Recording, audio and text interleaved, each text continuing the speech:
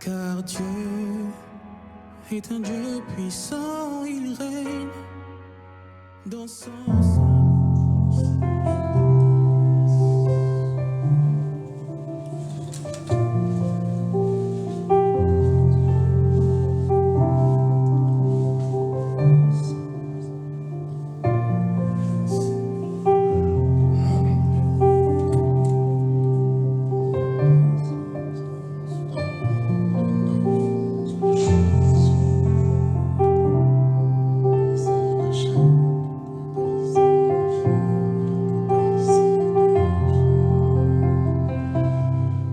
Bonsoir chers frères et sœurs, nous sommes heureux encore que nous puissions nous réunir en cette soirée de jeudi afin de passer un moment dans la prière et d'études bibliques. Que ce soit vous qui êtes ici présents, ainsi que nos frères et sœurs qui nous suivent à distance, ainsi que ceux qui nous rejoindront, nous voulons vraiment que la paix du Seigneur soit avec chacun d'entre nous et que nous soyons dans la joie de pouvoir prier. Quel que soit l'endroit où vous vous trouvez, puissiez-vous vraiment vous concentrer et disposer vraiment d'un moment où vous pouvez prier avec nous, vous pouvez même chanter à distance avec nous, afin que cette soirée soit une soirée où nous louons Dieu dans la prière, dans les chants et avec tout notre être. Voilà, nous voulons commencer notre programme avec un texte que nous allons lire et puis nous allons rendre grâce au Seigneur pour ce jour qu'il nous donne encore de nous réunir après la rencontre des dames hier qui était aussi une rencontre formidable. Nous voulons aussi, toute l'Église, passer un moment formidable avec l'Esprit du Seigneur. Je vais prendre les textes qui se trouvent dans Éphésiens chapitre 3. C'est une prière de l'apôtre Paul. J'aimerais que nous puissions faire la lecture et que nous puissions partager cette prière comme la nôtre. Éphésiens chapitre 3.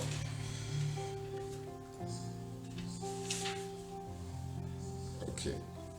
Donc, à partir du verset 14, c'est la prière que Paul est en train de communiquer à l'Église. Il dit ceci: « Voilà pourquoi je plie les genoux devant le Père de notre Seigneur Jésus-Christ, de qui toute famille dans le ciel et sur la terre tient son nom. Je prie qu'il vous donne, conformément à la richesse de sa gloire, d'être puissamment fortifié par son esprit dans votre être intérieur, de sorte que le Christ habite dans votre cœur par la foi.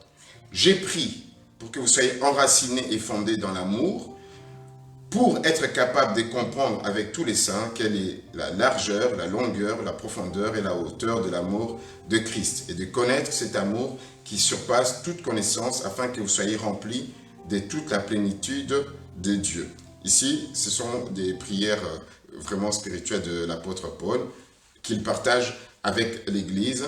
Il leur fait part de son secret que si il prie et qu'il se met à genoux, c'est d'abord pour que les Éphésiens, l'Église, comprennent le mystère caché de tout temps. Donc, le Seigneur a donné à l'Église donc une sagesse infiniment variée et aussi une autorité sur toutes les puissances célestes, les puissances dominantes du monde, que l'Église doit être consciente en tout cas de cette position, de cette place-là. Et puis, il dit aussi que Dieu puisse ouvrir les yeux, qu'il puisse fortifier chacun à connaître dans son être intérieur la puissance, et aussi que les gens puissent comprendre l'amour de Dieu en Jésus-Christ. Donc c'est aussi ces aspects de prière que nous aurons à faire pendant ce moment. Nous allons d'abord commencer notre temps à remercier le Seigneur qui est parmi nous, qui a fait de nous les hommes et les femmes qui l'appartiennent, qui a fait de nous les hommes et les femmes qui portent son nom. Élevons nos voix. Seigneur notre Dieu, nous voulons te dire merci. Merci parce que tu es celui qui est au-dessus de tout, nul ne peut te dépasser. Et tu as fait de nous, d'être, Seigneur, ceux qui t'appartiennent, de former le corps du Christ, le corps de ton Fils. Et que, Seigneur, notre Dieu, toi, Jésus-Christ, tu es la tête. Oh oui, nous sommes à toi, Seigneur. Tu es en nous, Seigneur. Tu es notre héritage. Et aussi, Seigneur, nous, en tant que ton peuple, en tant que ton Église, nous sommes aussi ton héritage. Seigneur, nous te sommes reconnaissants. Reconnaissons, Seigneur, pour cet amour que tu manifestes en nous. Nous te sommes reconnaissants et nous voulons te dire merci pour cela. Nous voulons te dire merci, Seigneur, notre Dieu, pour ce que tu fais dans nos vies. Nous voulons te dire merci, Seigneur, pour ce que tu fais pour nous. Oh Seigneur, sois loué. Seigneur, sois glorifié, parce qu'il n'y a point de Dieu comme toi. Il n'y a point d'autre Dieu que toi, Seigneur. Nous n'avons pas d'idole, Seigneur, devant nous. Nous n'avons pas, Seigneur, notre Dieu, une statue, Seigneur. Nous ne nous prosternons point, Seigneur, notre Dieu, devant, Seigneur, des créatures faites de mains d'hommes. Nous ne prosternons pas devant, Seigneur, des humains, mais devant toi seul, ô Dieu, nous voulons rendre gloire. Devant toi seul, Seigneur, nous voulons te dire, ô Dieu, toute notre reconnaissance. Nous voulons te dire merci. Merci pour tout. Nous voulons te dire merci, Seigneur, notre Dieu, pour la vie. Nous voulons te dire merci, Seigneur, pour le souffle de vie. Nous voulons te dire surtout merci, parce que tu fais que nous puissions être réunis, ici présents, ainsi qu'en ligne, connectés les uns les autres. Oh Seigneur, merci. Merci pour tout. Merci pour tout. Merci pour tout. Merci pour tout. Merci. Merci pour tout. Merci. Merci Seigneur pour mon frère. Quand je vois mon frère, quand je vois ma soeur, quand je vois ton Église, oh Dieu, nous sommes reconnaissants pour cet amour.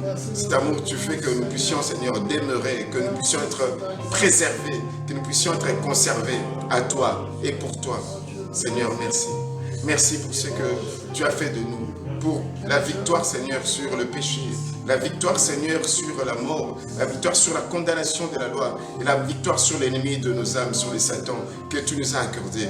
Ô Père, nous sommes dans ta victoire, nous vivons dans ta victoire et nous vivons pour, Seigneur, notre Dieu, ta gloire. Merci, merci pour tout. Merci, merci pour tout, Seigneur. Merci, Seigneur. Merci, merci, merci. Parce que tu nous rends forts, Seigneur, en toi. Tu nous rends vainqueurs. Merci, Seigneur, parce que pour la plupart d'entre nous, et peut-être nous tous, tu nous as ramassé, Seigneur, de la boue, Seigneur. Nous étions, Seigneur, inutiles. Tu nous as rendus utiles, Seigneur. Tu nous as donné de la valeur, Seigneur. Nous avons, Seigneur, de la valeur à tes yeux. Tu as fait de nous, par ton sang, Seigneur, des hommes et des femmes précieux. Merci pour tout. Merci, merci, merci, merci. Merci, Seigneur. Merci pour tout. Merci. C'est pour ça que nous profitons de ces instants, Seigneur, pour te dire notre reconnaissance. Nous profitons de cet instant, Seigneur, pour te dire, Seigneur, tout ce que tu es, tu représentes pour nous, pour ton Église. Tu as fait des grandes choses pour nous. Tu as fait des grandes choses pour nous, Seigneur. Tu as fait des grandes choses pour cette Église même, Seigneur. Quand nous considérons, Seigneur, le début de cette année, Seigneur, et maintenant, Seigneur, la fin du mois d'août, Seigneur, nous sommes au dernier jour. Nous te sommes reconnaissants pour ce que tu as déjà accompli pour ton Église, pour chacune et chacun. Alléluia. Même pour, Seigneur, notre Dieu, pour ceux qui nous dirigent. Merci. Merci, Seigneur, pour ce pays, Seigneur, notre Dieu, que tu nous donnes, Seigneur, de vivre, Seigneur, de prospérer, Seigneur, de travailler, Seigneur, de faire des actions. Oh Père, tu donnes, c'est toi qui gardes, c'est toi qui redonnes, Seigneur. Et aussi, Seigneur, tu nous pardonnes lorsque, Seigneur, nous trébuchons, lorsque nous ne faisons pas les choses correctement. Merci pour ta sainte présence. Merci pour ta sainte présence, Seigneur. Merci parce que tu nous appelles à ta sainteté, Seigneur. Tu nous appelles à être comme toi, Seigneur. Oh oui, tu nous appelles, oh Dieu Tout-Puissant, à grandir.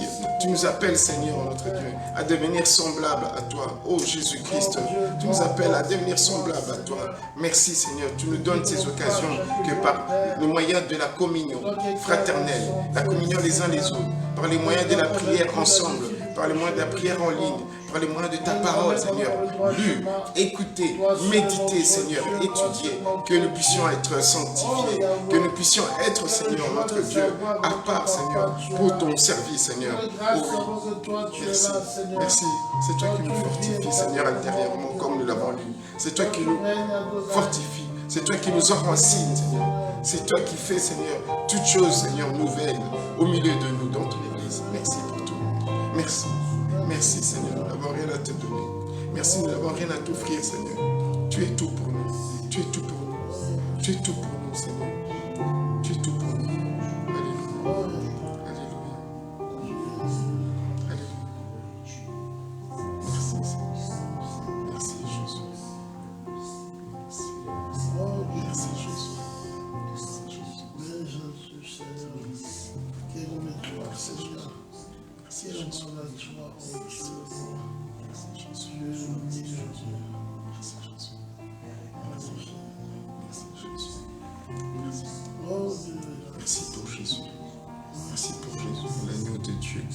péchés du monde. Merci pour nos péchés, Seigneur, oh notre Dieu, qui sont, Seigneur, oh notre Dieu, éloignés devant ta face, Seigneur, oh notre Dieu. Ces péchés, Seigneur, qui sont pardonnés.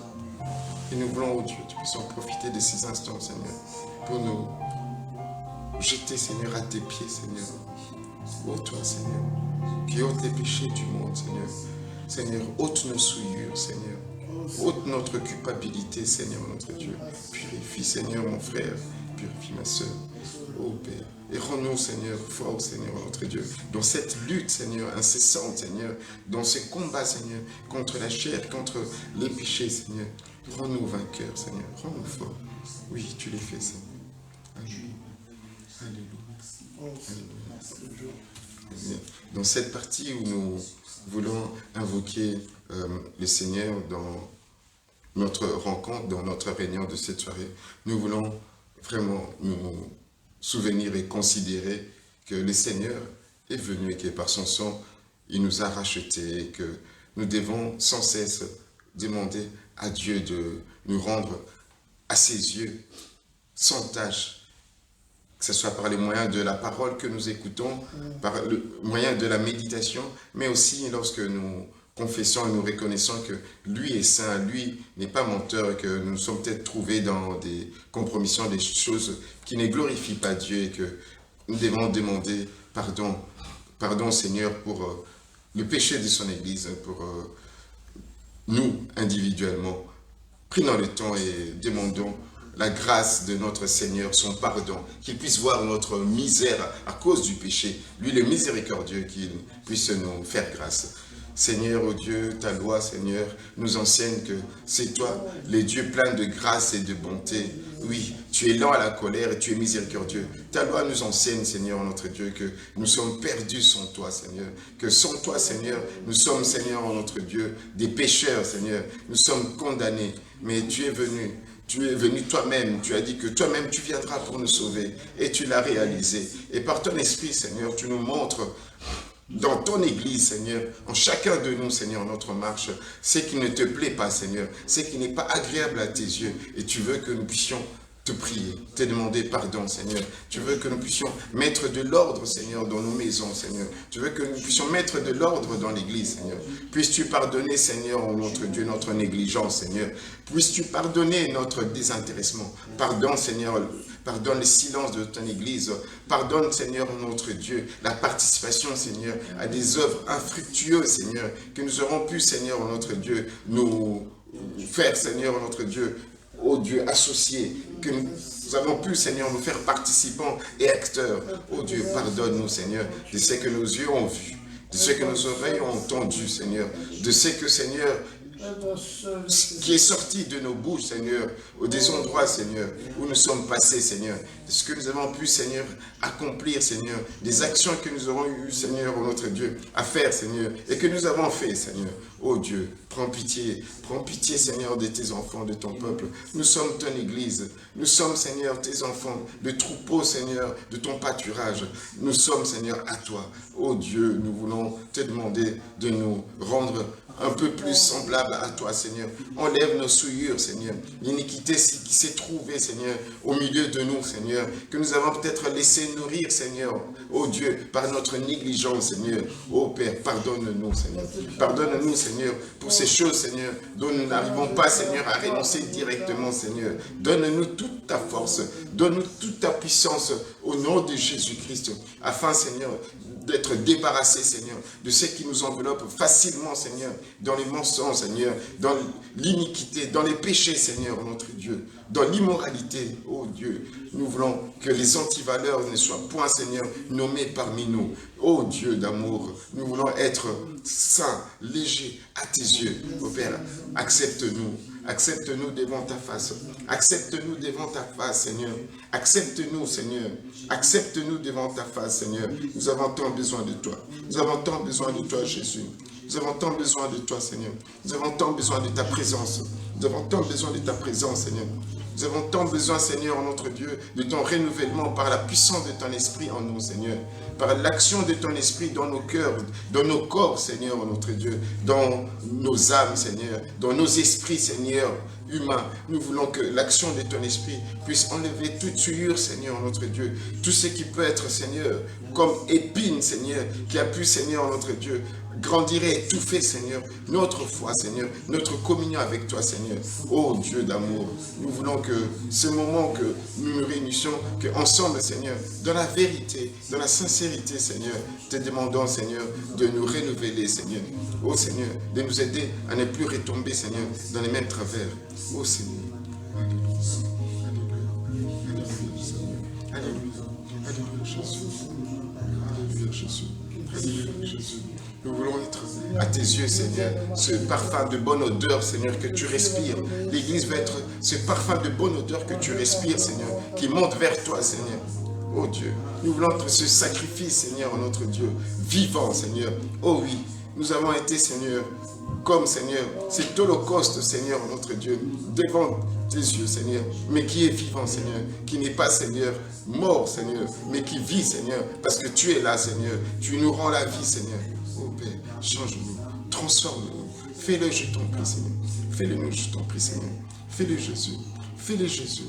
Fais-le, Jésus. Fais-le, Jésus.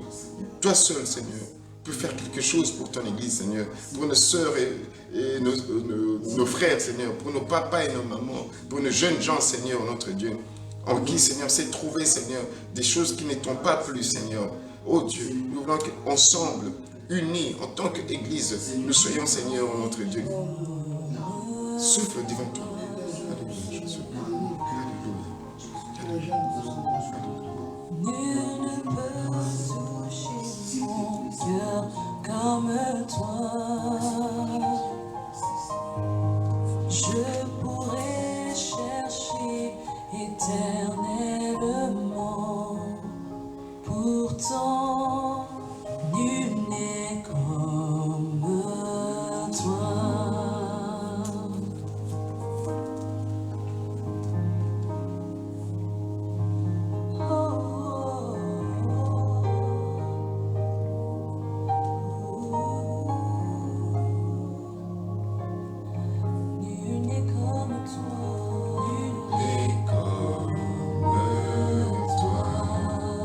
Toucher mon cœur comme toi.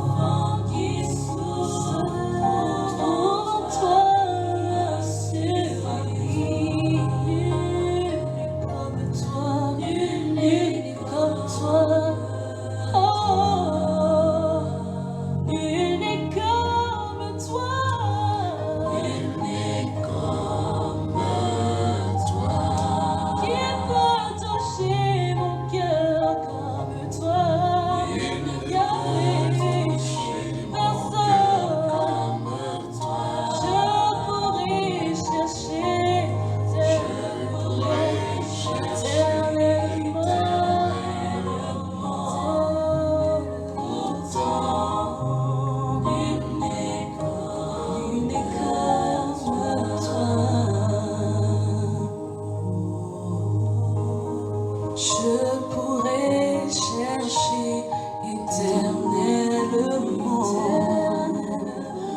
pourtant nul n'est comme toi. Toi qui es sans pareil, Adonai, je pourrais chercher éternellement. Nul n'est comme toi. toi peut rendre grâce au Seigneur qui est sans pareil, qui est unique et qui est redoutable et merveilleux pour nous. Oh Seigneur notre Dieu, nous voulons réellement dire que nul n'est comme toi, Seigneur. D'âge en âge, tu es Dieu, d'éternité en éternité, tu es Dieu. Un Dieu trois fois saint, un Dieu grand, un Dieu glorieux, un Dieu réel, Seigneur. Si nous sommes devant toi, Seigneur, ce jour, ce n'est pas pour rien. Nous savons que toi, notre Papa, tu es là parmi nous. Et tu es celui qui écoute nos prières, Seigneur. Tu as dit dans ta parole que là où deux ou trois personnes sont réunies autour de ton nom, tu es là parmi eux. Seigneur, merci d'être avec nous pendant ce temps et merci pour ce que tu as déjà fait et pour ce que tu feras encore. Tu es notre Papa, tu es un Dieu réel, un Dieu puissant. Merci parce que tu nous bénis de toutes sortes de bénédictions dans les lieux célestes. Et merci parce que nous avons cette espérance en toi, éternel, toi le Dieu qui règne d'éternité en éternité. Sois glorifié, Père de gloire. Merci pour ce privilège que tu nous donnes d'entrer dans ta présence. Oui, Seigneur, dans ta présence, où nous avons le bon repos, où tu nous conduis, Seigneur, dans les sentiers de la justice, où nous avons l'espérance de la vie éternelle. Merci pour toutes choses. Merci de prendre également le contrôle de tout ce programme et de nous assister et de bénir ceux qui sont là, de bénir ceux qui nous suivent en ligne. Et Seigneur, prends la place qui te due. À toi donc la gloire, l'honneur et la majesté. Nous disons merci, Seigneur Jésus-Christ.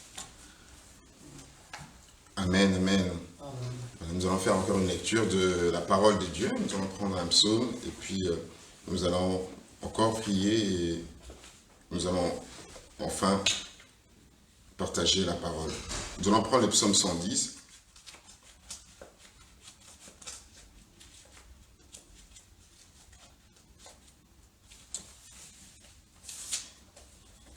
Le psaume 110, il est dit ceci. L'Éternel a déclaré à mon Seigneur, assis-toi à ma droite jusqu'à ce que j'ai fait de tes ennemis ton marchepied. L'Éternel étendra de Sion les spectres de ta puissance, domine au milieu de tes ennemis. Ton peuple est plein d'ardeur quand tu rassembles ton armée avec des ornements sacrés du sein de l'aurore. Ta jeunesse vient à toi comme une rosée. L'Éternel l'a juré et il ne se rétractera pas. Tu es prêtre pour toujours à la manière de Melchisédek. Le Seigneur est à ta droite. Il écrase des rois les jours de sa colère. Il exerce la justice parmi les nations. Tout est rempli de cadavres. Il écrase des chefs sur tous les territoires. Il boit au torrent pendant la marche. C'est pourquoi il relève la tête. Donc, ça, je l'ai lu dans la version, la Bible, avec les mots d'aujourd'hui.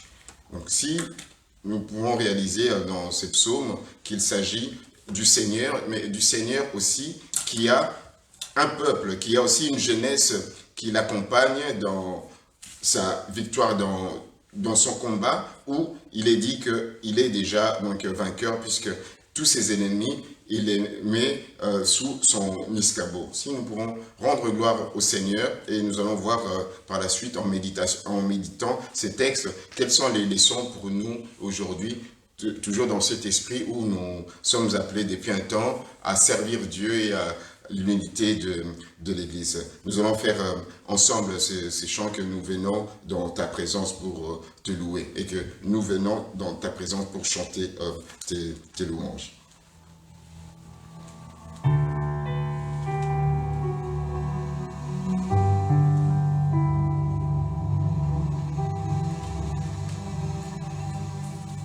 Nous venons dans ta présence pour chanter tes louanges et notre reconnaissance de ce que tu as accompli. Tu nous as donné ta vie, ton amour et ta joie, et la louange envahit nos cœurs passionnés de toi. Tu es le Créateur puissant, l'agneau ressuscité, toi seul as pu triompher de la mort et du péché.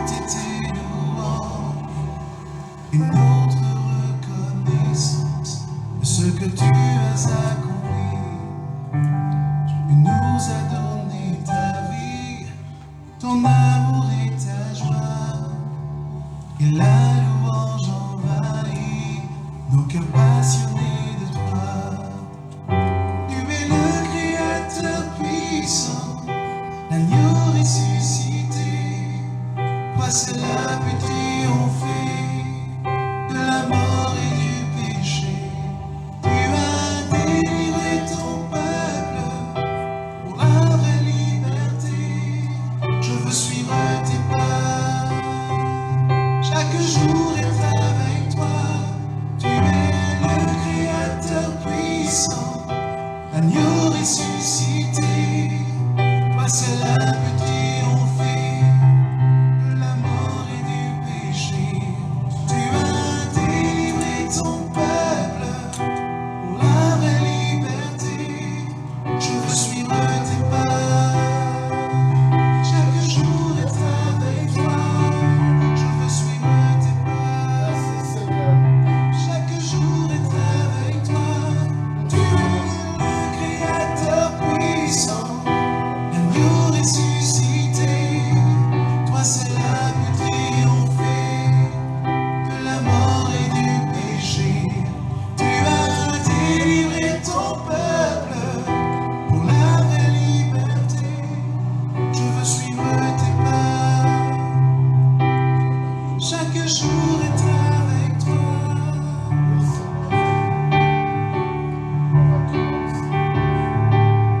Nous venons dans ta maison et nous nous assemblons pour t'adorer. Nous venons dans ta maison et nous nous assemblons pour t'adorer. Nous venons dans ta maison et nous nous assemblons pour t'adorer.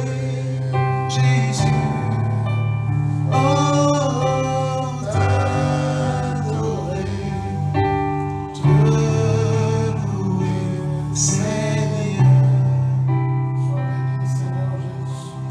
Le Dieu véritable, pour par son Nous levons nos mains vers toi et nous te contemplons pour t'adorer. Nous levons nos mains vers toi et nous te contemplons pour t'adorer. Nous levons nos mains vers toi et nous te contemplons pour t'adorer. Jésus, oh, t'adorer, te louer, Seigneur. Sois béni dans vos chats. Oui, Seigneur, nous voulons, Seigneur, t'adorer, te louer, Seigneur. Oh, Oui, Seigneur, notre Dieu, nous sommes, Seigneur, te rendre, Seigneur, louer, Seigneur. toute la louange, Seigneur, que tu mérites, toute la louange que tu mérites, Seigneur. Tu es digne Toute d'être la louange, célébré, Seigneur, Seigneur. Ta toute la Tu es justice, célébré, et tu Adonai. nous as Tu franchis n'as pas changé, Dieu. pour Tu n'as pas t'adorer. changé, Dieu véritable. Tu n'as pas changé, Dieu Tu tout-puissant. nous Toi, donnes ta tu justice, es le roi tu des rois. nous as Tu es le roi franchis de gloire, mon pour Dieu. Tu es le t'adorer. Dieu véritable. Tu es le Dieu Tu puissant. nous Merci donnes pour ta ta justice, Merci Seigneur. tu nous as franchis pour Tu es t'adorer. Dieu, tu es Dieu, tu es Dieu. Jésus, Incomparable, c'est toi. oh, Seigneur, Dieu véritable, c'est toi, papa. te Merci Seigneur. louer, Contemplons ta gloire, ta grandeur, Seigneur. Toi qu'il n'y a point de Dieu. Bien-aimés, prions à l'évangile. Éternel, tu es un Dieu véritable. Yeshua Mashiach, tu es celui qui vit. Ô Seigneur, Adonai, tu es celui qui règne. tu nous as Elohim, affranchis, tu es Seigneur. notre Dieu. Tu Merci nous donnes pour ta ta joie justice, qui Seigneur. inonde nos cœurs. Tu as pris, Seigneur, Merci notre parce que condamnation, tu es le Dieu Seigneur. d'espérance, Ô papa. Dieu, Tu es le nous Dieu étions, de la Seigneur, vie, notre Dieu, alléluia. condamnés, Père, Seigneur. Mais tu nous rends quitte, Seigneur, de peine encourue, Seigneur, à cause, Seigneur, notre Dieu, de nos péchés. Mais, Seigneur, tu nous donnes ta justice. Alléluia. C'est toi que nous louons, Seigneur, en cette soirée. C'est toi que nous sommes venus prier en cette soirée. C'est toi que nous sommes venus chercher.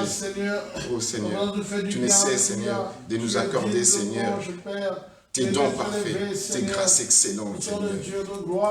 non seulement ta justice, Seigneur, mais ta paix et ta joie, Seigneur, et ton amour, que tu répands par ton esprit dans mon cœur, Seigneur. Et la victoire de la croix, Seigneur, tu donnes à chacune et à chacun d'entre nous, à ton Église. C'est pour cela que nous sommes ici, Seigneur. C'est là, Seigneur, notre Dieu. Et mon cœur, je vis, Seigneur, pour cette cause, Seigneur. Oui, j'ai donné ma vie pour cette cause, Seigneur. Et ce que je veux, Seigneur, c'est ce soir, encore, oh Dieu, Tout-Puissant, un peu plus, Seigneur, de toi, Seigneur, notre Dieu, de tes bénédictions spirituelles, Seigneur. Un peu plus, Seigneur, notre Dieu, de ta parole, de ta vie, Seigneur, de ton toucher, Seigneur, de l'action de ton esprit dans la vie de ma soeur, de mon frère, de toute l'Église. Et que nous puissions entrer, Seigneur, dès demain, Seigneur, la rentrée de septembre, Seigneur, comme des hommes et des femmes renouvelés, Seigneur, pardonnés, Seigneur, comme des hommes et des femmes, Seigneur, notre Dieu, outillés, Seigneur, notre Dieu, motivés, Seigneur, notre Dieu, excités, Seigneur, par la passion, Seigneur, de l'œuvre de Dieu. Oh Dieu, puissant par le souci des âmes, oh Dieu, puissant par, Seigneur, notre Dieu, des œuvres, Seigneur, des bonnes œuvres, Seigneur, à accomplir, Seigneur, par des grandes choses à réaliser. Oh Père, oui, remets-nous, Seigneur, dans la voie, Seigneur, de ta justice, Seigneur, de la droiture, Seigneur, comme, Seigneur, les brebis, Seigneur, qui suivent la voie de leur bon berger. Nous sommes là, Seigneur, nous sommes là, Seigneur, Dieu Tout-Puissant. Nous voulons découvrir ensemble, oh Dieu Tout-Puissant, la largeur, Seigneur, la longueur, Seigneur, la profondeur, Seigneur, la hauteur, Seigneur, de cet amour que tu as manifesté en Christ, Seigneur, pour nous, pour moi, pour ma soeur, pour mon frère, Seigneur, pour ton Église. Oh Dieu, nous voulons que chaque jour, Seigneur, que tu enseignes tes enfants. Chaque jour, Seigneur, que tu donnes à tes enfants, Seigneur, en notre Dieu, d'être habités, Seigneur, par ton esprit, Seigneur, et qu'on puisse grandir. Nous avons décidé de grandir, Seigneur, que nous puissions grandir dans la foi, Seigneur, dans l'unité de la foi, Seigneur, dans l'unité de l'esprit, Seigneur, oh notre Dieu.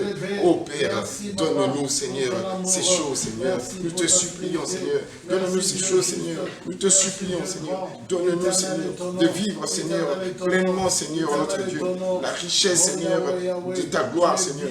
De vivre, Seigneur, la richesse, Seigneur, qui se trouve, Seigneur, notre Dieu, en tant que, Seigneur, tes enfants, Seigneur, en tant que ton peuple, Seigneur, héritier et co-héritier de Christ Jésus, notre Sauveur. Oh Père, tu es bon, Seigneur, tu es merveilleux, tu es tout pour nous.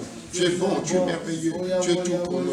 Nous te disons merci. Nous te disons merci, Seigneur. Nous te disons merci, Seigneur. Nous te disons merci. Nous te disons merci, Seigneur. Nous te disons merci. Alléluia. Merci Yahweh. Merci Dieu Tout-Puissant. Merci Dieu merveilleux. Merci Dieu de gloire. Tu es l'éternel Dieu. Tu es celui qui règne. Tu es celui qui vit. Tu es Yeshua Mashiach. Éternel est ton nom. Éternel est ton nom. Ce soir nous voulons reconnaître Emmanuel, Dieu parmi nous, Emmanuel, Dieu au milieu de nous, Emmanuel, Dieu parmi nous, tu règnes, Seigneur, tu règnes de gloire. Oh, merci, que tu règnes, Yahweh, tu règnes, Adonai, j'espère que tu règnes. Oh, Dieu véritable, tu règnes le Tout-Puissant, tu règnes Yeshua Mashiach, tu es l'éternel Dieu, tu es notre Dieu, Seigneur, mon berger, c'est toi, rien à te Seigneur. Nous dépendons de toi, Seigneur. Nous sommes à toi, le tout de ton pâturage, Seigneur. Sois béni, Seigneur. Tu ne cesses de nous faire du bien.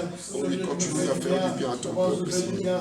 Continue à faire du bien à ton peuple, Seigneur. Continue de faire du bien à ton toi qui es Dieu, toi qui es Dieu, encore ce soir, toi élevé ton nom, on proclame tes reflets, toi que tu es digne, tu es d'être célébré, tu es digne d'être glorifié, tu es digne d'être adoré, tu es réel Seigneur, pour dire Papa, que tu es notre Papa, tu es le seul Dieu, merci d'avoir délivré, d'avoir sauvé, merci pour ta parole, tu nous as convaincus, merci parce que tu es celui qui nous a envoyé libre, Seigneur, tu nous as envoyé libre, parce que tu nous as libérés par ta parole de vie, Seigneur. Sois glorifié, Seigneur. Sois loué, Seigneur. Nous demandons ta présence qui nous fait du bien. Oh, alléluia. Seigneur, merci de régner. Régnant sur Dieu. Toi seul est digne, Papa. Glorifie ton nom, Yeshua Mashiach. Toi seul est digne, Papa. Élève ton trône parmi nous. Toi seul est digne. Seigneur, parmi nous. Seigneur, il n'y a pas d'autre Dieu nous allons célébrer. Lève-toi le véritable Dieu. Toi l'unique Dieu. Alléluia. Toi le roi de roi. Toi le Seigneur de gloire. Merci Seigneur. Béni soit ton nom. Nous voulons nous préparer à l'écoute de la parole de Dieu, à la méditation. Tu es bon, Seigneur. Mettons-nous dans un esprit et préparons nos cœurs à écouter la parole de Dieu. Présent au milieu de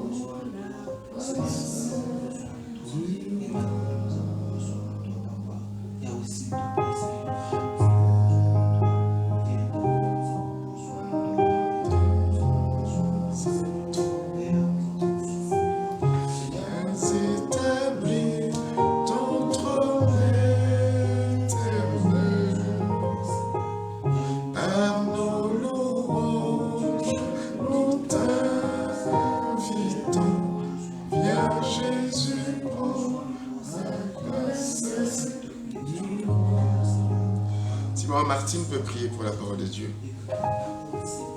Seigneur notre Dieu, mon âme te bénit encore, Seigneur. Nous venons à toi, Seigneur, selon qu'il est écrit dans ta parole, dans 1 Pierre 1, 24 à 25. Tout être humain est comme l'herbe, et toute sa fierté est comme la fleur de l'herbe. L'herbe sèche et la fleur tombe, mais ta parole demeure éternellement. C'est cette parole que nous sommes venus entendre, Seigneur. C'est cette bonne nourriture, Seigneur, que nous sommes venus chercher, Seigneur. Parle à nos cœurs éternels. Permets-nous, Seigneur, mon Dieu, mon roi, alléluia, que cette parole tombe, Seigneur, sur la bonne terre, Seigneur. Et que cette parole puisse produire en nous, Seigneur, des fruits de repentance, Seigneur, notre Dieu.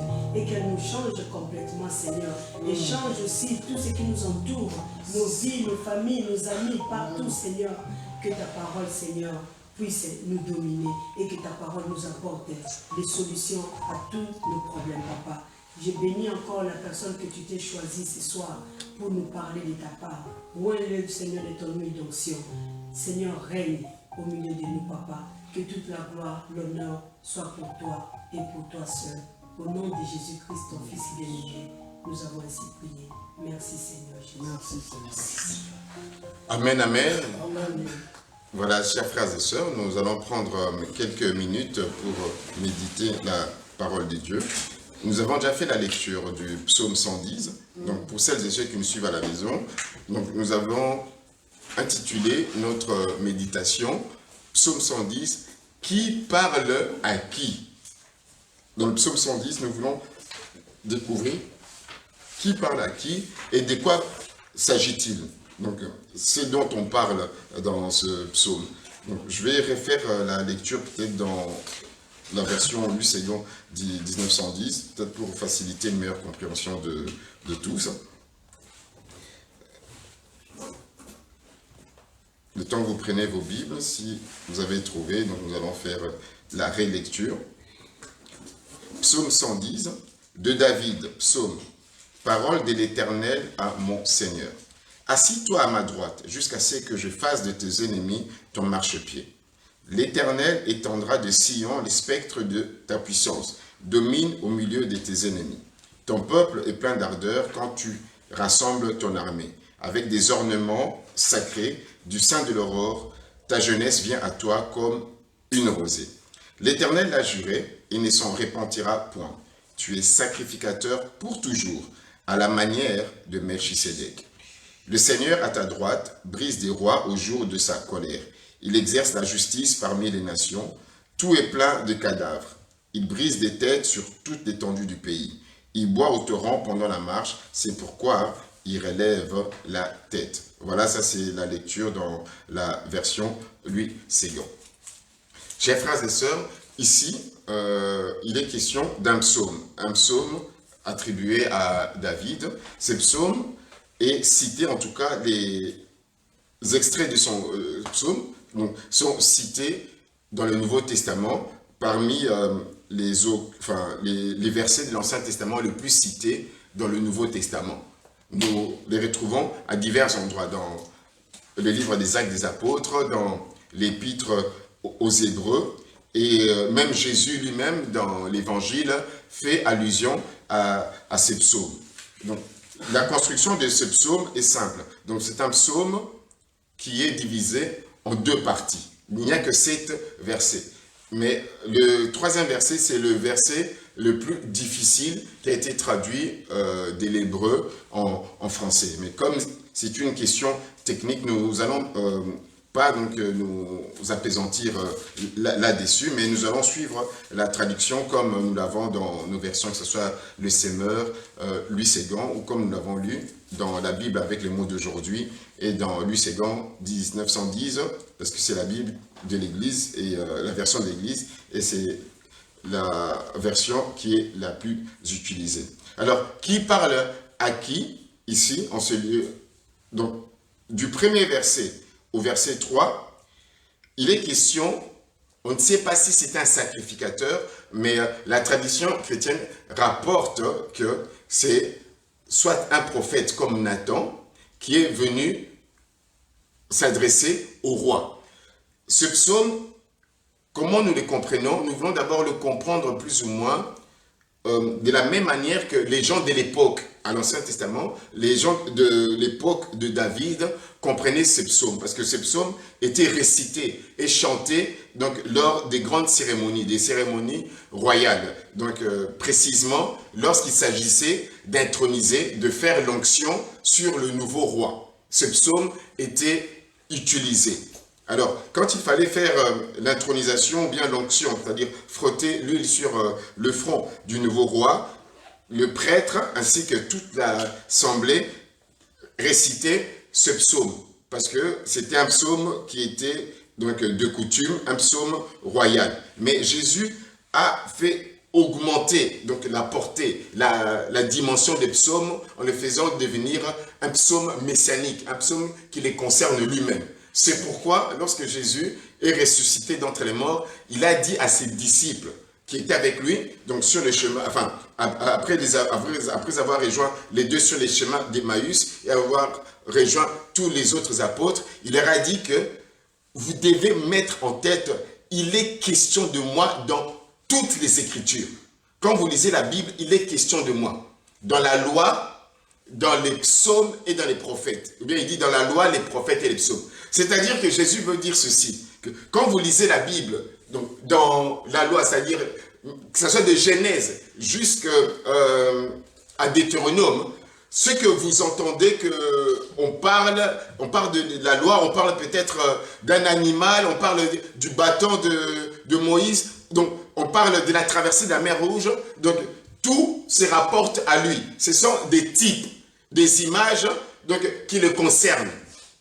Ça, vous voyez dans Luc 24, Jésus, donc c'est parmi l'enseignement final qu'il a donné aux apôtres. Il est question de moi dans toutes les Écritures.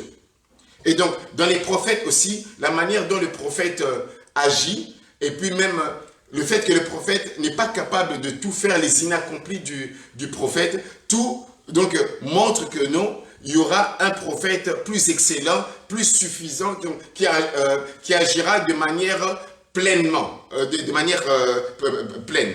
Et donc, ici, Jésus a, quand vous lisez dans Matthieu 22, a proposé ce psaume aux chefs religieux de son époque. Il leur a dit, mais finalement, nous avons un psaume que David cite. Alors, il dit, l'Éternel dit à mon Seigneur, assis-toi à ma droite jusqu'à ce que je fasse de tes ennemis ton marchepied. Alors, donc, à qui s'adresse-t-on? À qui David fait-il allusion? Est-ce que c'est de lui-même ou bien de quelqu'un d'autre? Alors, eux, ayant compris cela, donc je vais peut-être vous inviter à lire dans Matthieu chapitre 22, avant de pouvoir tirer les leçons. Matthieu 22.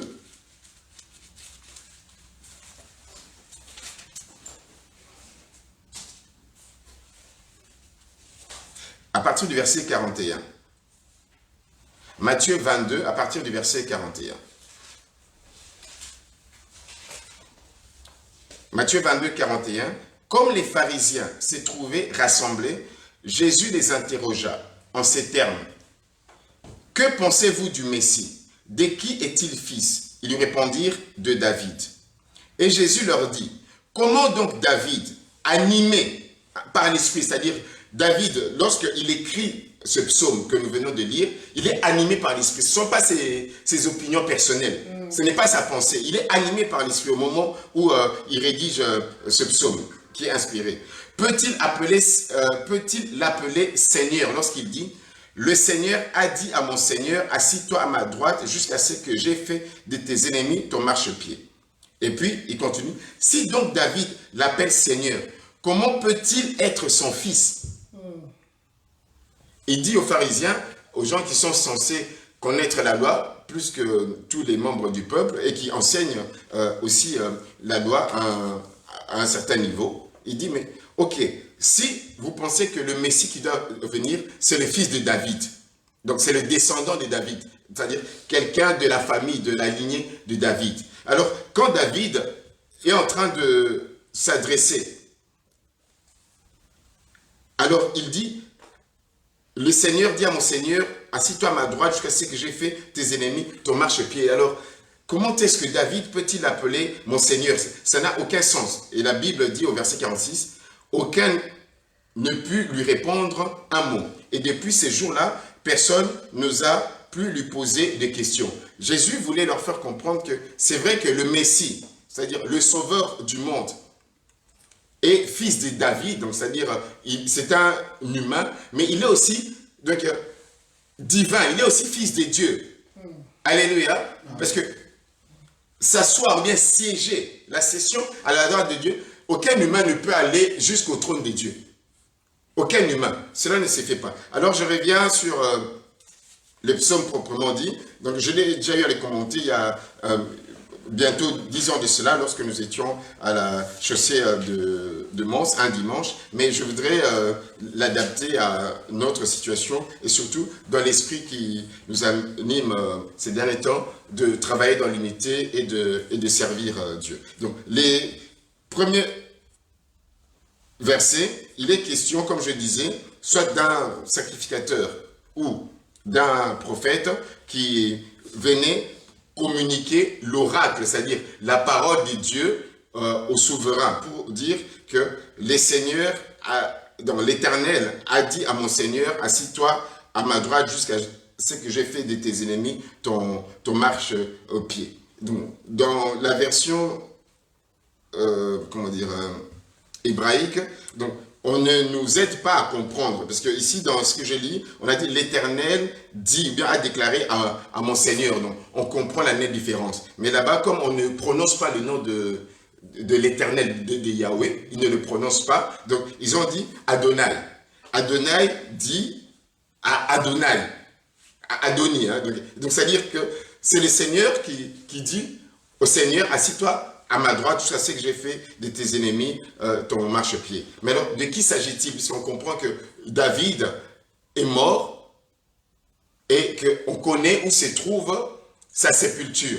Dans Actes des Apôtres, chapitre 2, Pierre fait référence à ce psaume. Il dit que non, ça ne peut pas être David, parce que David, on sait qu'il est mort et on sait où se trouve sa tombe. Donc, il n'est jamais monté au ciel. Il n'a jamais été question que David soit connu, ou bien on connaît appris David est assis à la droite de Dieu. Donc, ici, il est question, bien entendu, en tant que chrétien, de l'ascension de Jésus-Christ. Après sa mort, sa résurrection, Jésus est resté avec ses disciples pendant 40 jours, et après les 40 jours, au 40e jour, il est monté au ciel. Physiquement, en défiant la loi de la gravité. Vous voyez, il y a des lois physiques qui sont faites et donc on est tous donc, soumis à ces lois physiques comme aux lois spirituelles, mais le Seigneur, tellement qu'il est au-dessus de tout, donc au-dessus de toutes les lois, au-dessus de toute domination, de toute force, il a défié cette loi physique, il est monté au ciel et puis il est assis à la droite de Dieu. Bon, bien évidemment, la droite de Dieu, ce n'est pas qu'il y a un grand salon ou bien un grand trône physiquement. C'est pour dire qu'il est donc à la puissance des dieux. Donc il règne, il siège, donc, il règne donc, de par Dieu. Donc, Jésus, dans ce texte, est identifié dans les premiers versets. Faire de ses ennemis son marchepied, donc peut-être pour nos jeunes ou bien les gens qui nous suivent, qui ne sont pas habitués à entendre cela, humilier les gens au point de faire d'eux un escabeau. Dans le monde antique de l'époque, c'était normal. C'est-à-dire quand on allait dans un combat, dans une bataille, on avait la victoire sur l'autre peuple, on prenait, je dirais, captif le roi et même ses lieutenants. Donc, on les mettait à genoux et puis on mettait le pied sur la tête, ou bien sur la nuque du roi vaincu. Voyez-vous? Et même des fois, on prenait, c'est la figure, le fort de la tribu, ou bien du peuple. Donc, on les mettait là comme l'escabeau. Donc, on est assis sur le trône, et ben, il est là, il sert de marchepied. Et donc, c'est ce que nous voyons dans l'œuvre de Jésus-Christ. Le fait qu'il a eu à nous donner la victoire sur l'ennemi de nos âmes, il domine sur lui. La Bible dit que bientôt, il écrasera Satan sous nos pieds. Alléluia. Donc, Jésus a le pouvoir et donc, quand nous lisons même dans Corinthiens, donc, tout est mis en marche pour que tous les ennemis du Seigneur, qui sont aussi nos ennemis, puissent être anéantis, donc réduits à néant, qu'ils ne puissent avoir aucune force sur vous. Nous combattons encore pour l'instant, nous combattons contre le péché, contre un certain nombre de choses, nous avons l'adversité, mais donc au temps marqué de Dieu, donc il n'y aura plus cela, parce que nous avons déjà la victoire sur le péché que le Seigneur nous a donné, même si il nous arrive des fois de trébucher. Nous avons la victoire sur l'ennemi, même si des fois nous pensons qu'il nous terrorise ou bien il nous fait peur. Il y a une chanson qu'on chantait lorsqu'on était à la chorale, mais ce ne sont que des grimaces. Donc, il ne fait que des grimaces, mais il n'a plus aucun pouvoir sur nous. Donc, c'est le Seigneur qui est identifié dans le premier verset. Et puis, quand on dit dans le verset 2, « L'Éternel étendra de Sion les spectres de ta puissance, et puis domine au milieu de tes ennemis », il est toujours question du Seigneur. C'est-à-dire que le salut vient des Juifs, comme nous le voyons Jésus lui-même donc le faire comprendre à la femme samaritaine. Vous voyez? Donc, le salut vient dans un plan que Dieu a préparé d'avance. Il devait s'incarner, donc venir naître donc, dans la tribu de Juda. Tout devait commencer à Jérusalem. Donc quand on parle de Jérusalem, on fait référence à Sion. C'est là le point de départ. Et que donc là, nous voyons aussi, c'est que Balaam a vu. Balaam, c'est un prophète, on va dire un voyant à qui on avait demandé de maudire le peuple d'Israël.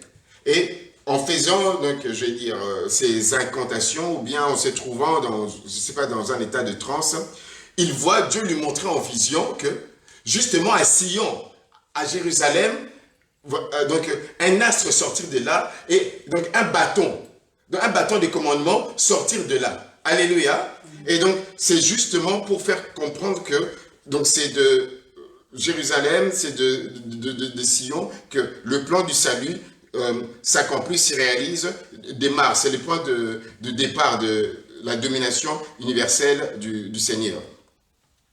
Au verset 3, le verset 3, il est dit ceci: « Ton peuple est plein d'ardeur quand tu rassembles ton armée avec des ornements sacrés du sein de l'aurore, ta jeunesse vient à toi comme une rosée. » Ce roi vainqueur, dont nous avons identifié que c'est Jésus-Christ, n'est pas seul. Il a des hommes et des femmes à sa suite. Il a une armée. Comme nous chantons le chant de J'aime l'Éternel, Dieu a une armée qui se lève. Et cette armée, elle est différente des armées du monde.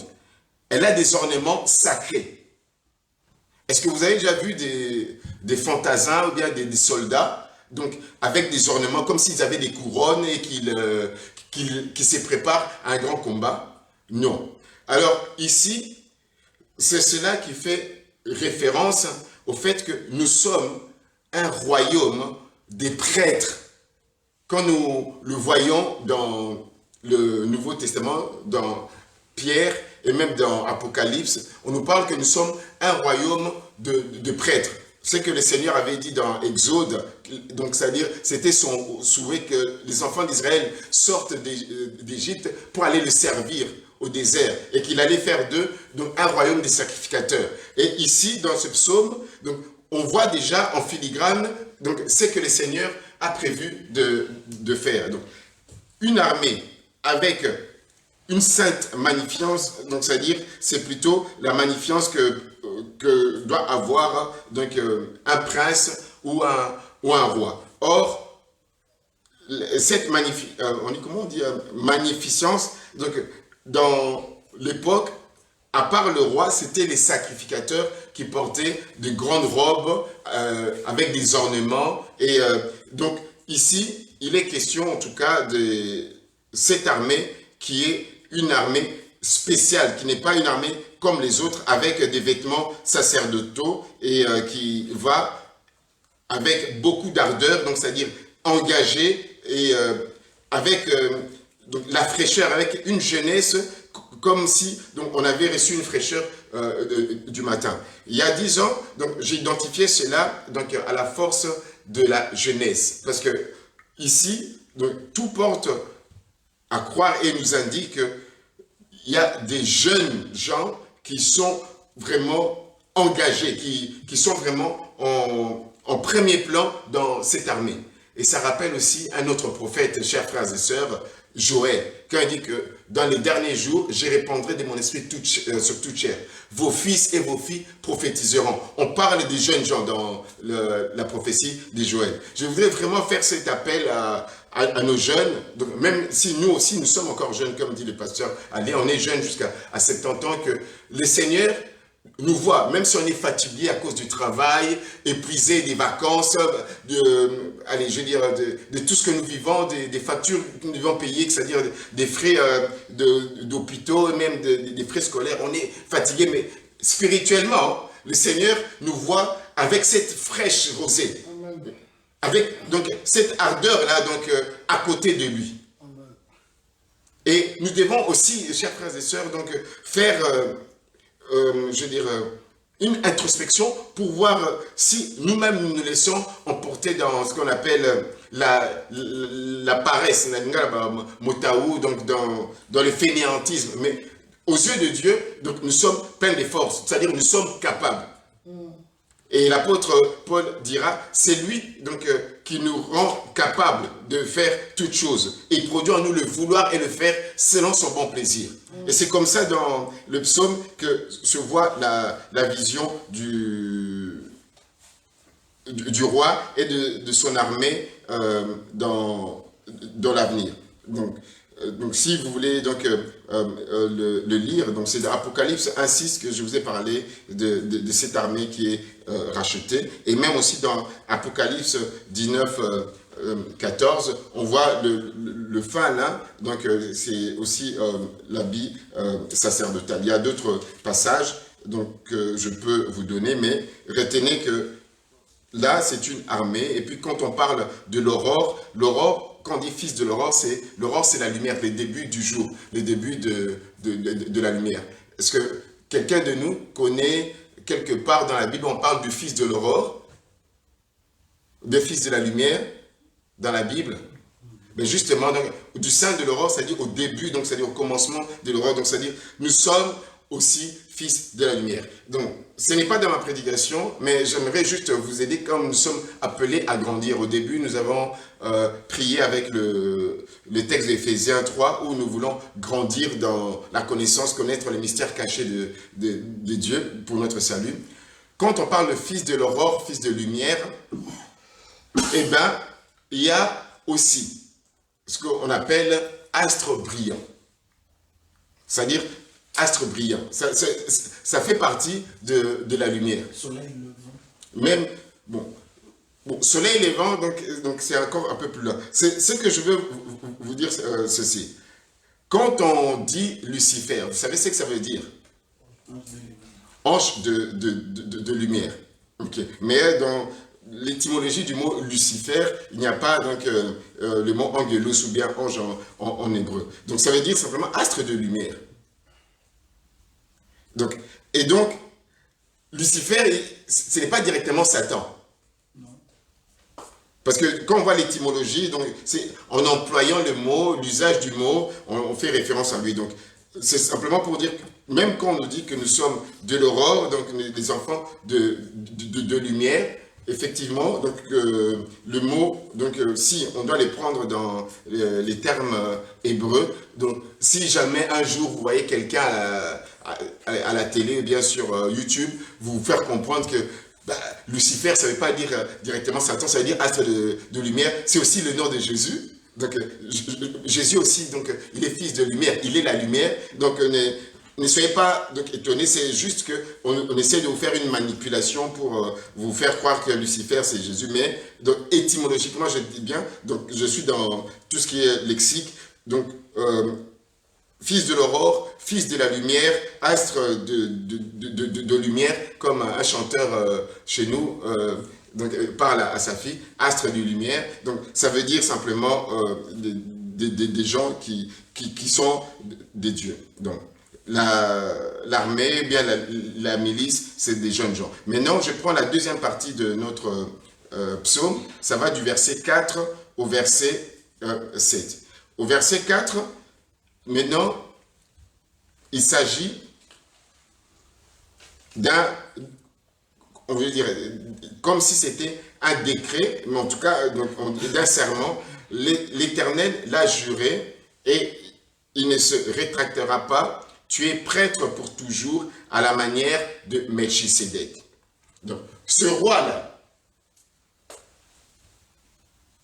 qui est divin, et ce roi-là est aussi en même temps prêtre. Nous avons vu déjà que son armée, c'est une armée qui est une armée donc, sacrée, avec des ornements sacrés. Or, au moment de David, il y avait interdiction dans le peuple d'Israël. Ce sont des éléments, des leçons à connaître, chers frères et sœurs. En Israël, on avait ce qu'on appelait les 3 offices, les 3 fonctions. Vous les connaissez, c'était prophète, prêtre et roi.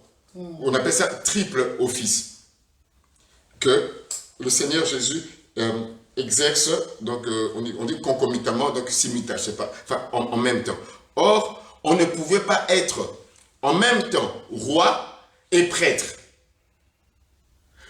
Une des raisons qui a fait que Saoul puisse perdre, donc, je veux dire, sa dignité, qu'il puisse être déchu spirituellement devant Dieu. C'est-à-dire, ce que devait faire un sacrificateur, lui, Saoul, en tant que roi, s'est permis de le faire. Alléluia. C'est très important. Nous sommes appelés à grandir dans cette rentrée. Ben, si c'est pour vous des leçons nouvelles où il y a des choses compliquées, c'est simple. En Israël, je répète, il y avait 3 offices, ou bien 3 grandes fonctions. On était prophète, on pouvait être roi et prophète, ça ne posait aucun problème. Comme David l'était, et comme plusieurs rois l'étaient aussi. Pour combiner le fait d'être roi et prophète, il n'y a pas de problème. Mais il y avait donc distinction absolue entre le roi et le sacrificateur. On ne pouvait pas combiner les deux.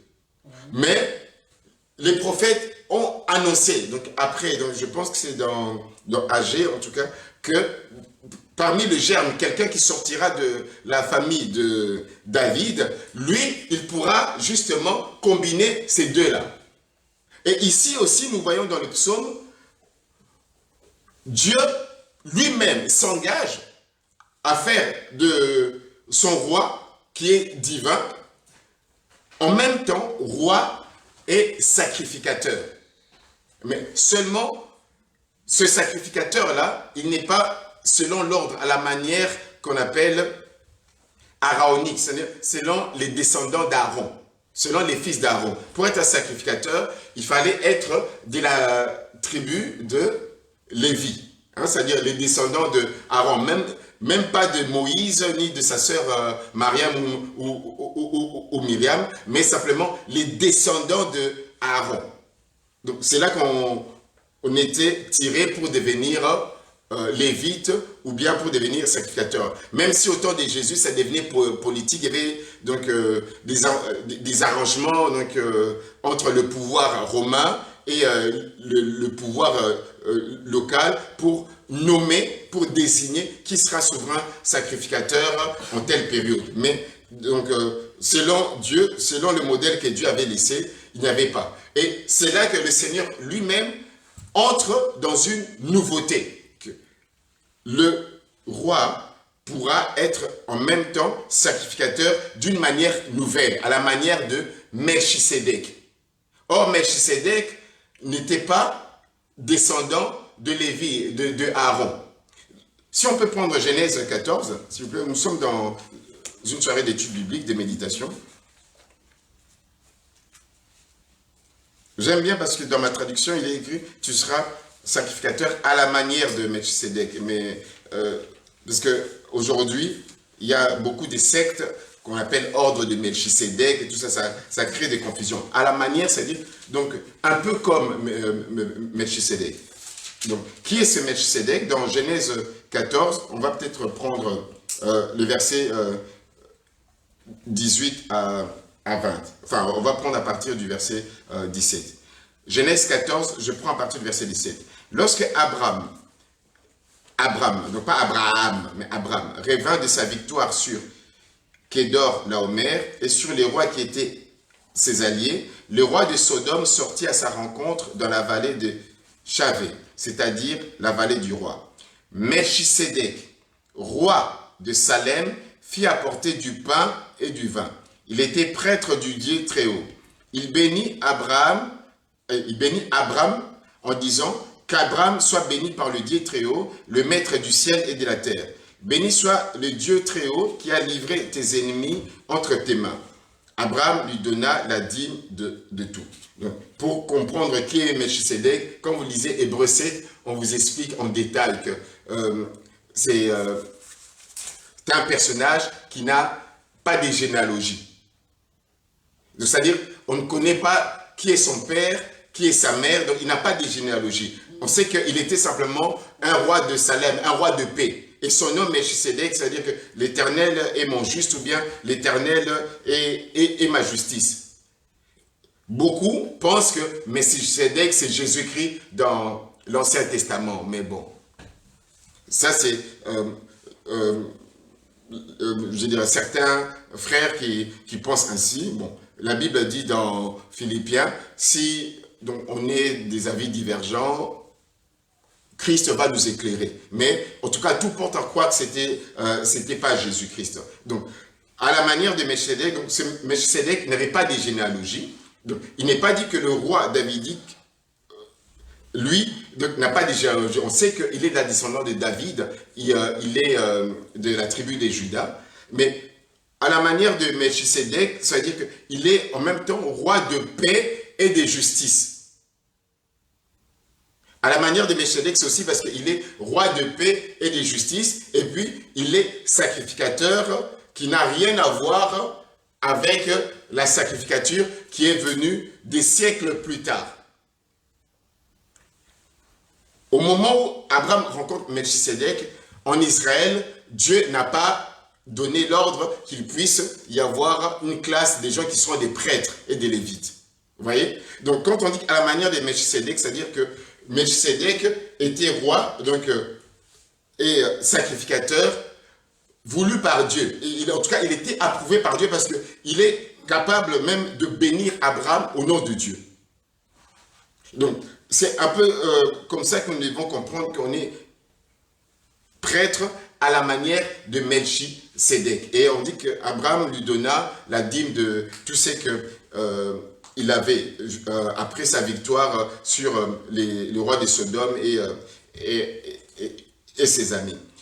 Donc, dans ce psaume, qu'est-ce que le Seigneur, ou bien l'Esprit, a à nous dire par rapport au fait que Jésus est roi à la manière de Melchisédek? Donc, c'est-à-dire qu'il est non seulement l'élu de Dieu, mais il est aussi la personne choisie par Dieu, parce que le rôle d'un sacrificateur, c'est quoi? C'est de créer les conditions optimales pour mettre l'homme en communion, en relation avec Dieu. Et on dit souvent le prophète, donc il est porte-parole de Dieu auprès des hommes, tandis que le sacrificateur, lui, il est porte-parole ou bien le médiateur entre les hommes et Dieu. Et donc, Jésus est le seul. Alors là, le seul qui puisse éternellement. Parce que, à la manière de Melchisédek, quand vous lisez dans Hébreu, c'est-à-dire sa sacrificature ou bien sa prêtrise, c'est-à-dire son service divin, n'a pas de fin. Tout sacrificateur a une date d'entrée en fonction et puis une fin de fonction, une fin de carrière. Tandis qu'à la manière de Melchisédek, c'est sans fin, sans interruption. Alléluia. Donc, c'est-à-dire le travail que Jésus fait pour nous mettre en communion, pour être bénis par Dieu. Donc, c'est un travail sans fin. Oui. Donc, ça, c'est vraiment, je veux dire, la base même de l'image qu'on est sacrificateur à la manière de Melchisédek, c'est-à-dire, c'est une sacrificature sans fin. C'est un service qui est sans fin. Et Paul, ayant vu cela, quand il montrait à l'Église comment les hommes et les femmes doivent prier dans l'épître à Timothée, et donc quand il dit que les hommes doivent lever les mains, que les femmes, donc dans la prière, donc elles ne doivent pas se séparer trop d'extravagance, qu'elles ne doivent pas trop parler, il dit toujours dans le même chapitre 2, il dit qu'il y a un seul médiateur entre Dieu et les hommes, Jésus-Christ. Donc aujourd'hui, on ne doit pas chercher à prier Melchisédek, parce qu'on a lu dans la Bible, on a reçu un réma, alors on doit commencer à prier le nom de Melchisédek. Non, il y a un seul médiateur entre Jésus et les hommes, Jésus-Christ. Et donc c'est Jésus qui est effectivement, donc, comme l'Éternel l'a juré, souverain sacrificateur à la manière de Melchisédek. Et puis au verset 5, on dit que le Seigneur est à la droite de son roi, de son élu, et qu'il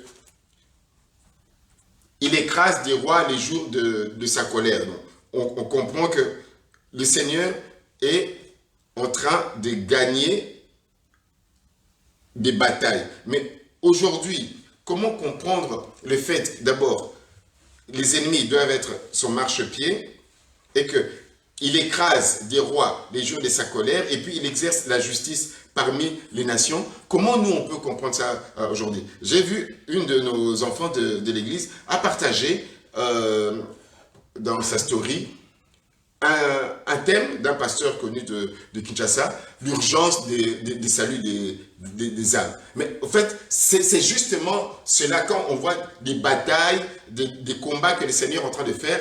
Donc le règne de Jésus, quand on parle le règne du royaume de Dieu, c'est un règne conquérant. Un règne qui consiste à gagner des âmes. Il y a des âmes qui sont sous la puissance démoniaque.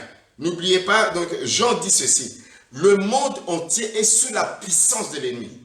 En tant que croyants, nous ne sommes plus sous ce règne-là, sous la puissance de l'ennemi. Mais les membres de nos familles, nos amis, les gens que nous aimons, les gens que nous côtoyons, donc, nous devons comprendre que ces hommes et ces femmes-là doivent être sauvés de manière urgente. Mais comment ces hommes-là seront sauvés si le Seigneur lui-même, donc avec son armée, donc c'est-à-dire nous, donc ça peut être l'armée céleste et nous, notre rôle à jouer, donc n'allons pas pour terrasser ces démons-là, ces puissances démoniaques qui sont là en train de garder captifs les âmes qu'il a créées. Le diable n'est pas omnipotent ou bien omniprésent. Donc, il a ses suppôts. Il utilise ses suppôts, il utilise aussi ses démons. Alors, c'est comme si c'était qu'on appelle des autorités. Donc, à l'époque, lorsqu'on côtoyait les mouvements du combat spirituel, on parlait des chefs des villes, bien des chefs de... Bon, c'est vrai, ce sont des réalités, ce sont des pouvoirs locaux qu'on appelle des exousia, donc en grec, des puissances, des dominations qui peuvent être dans des villes, dans des familles. Mais comment les combattre? C'est le Seigneur lui-même. Le Seigneur nous a donné l'arme fatale pour gagner ces âmes-là, pour terrasser ces rois, c'est sa parole. Donc, notre vie doit être un témoignage de la parole de Dieu. Oui. Et donc, il est vraiment important de comprendre cela. Le Seigneur, ce qu'il est, on nous présente, donc, assis à la droite de Dieu, ses ennemis sur son marchepied, avec son armée. Et ici, on voit que lui-même, il est en train d'écraser les rois, les jours de sa colère, parce que là, la colère de Dieu est déjà là. Donc, Jean 3, 16, donc, dit ceci. Car Dieu a tant aimé le monde. Donc, j'aimerais que nous puissions lire cela ainsi que la suite. Jean 3, 16.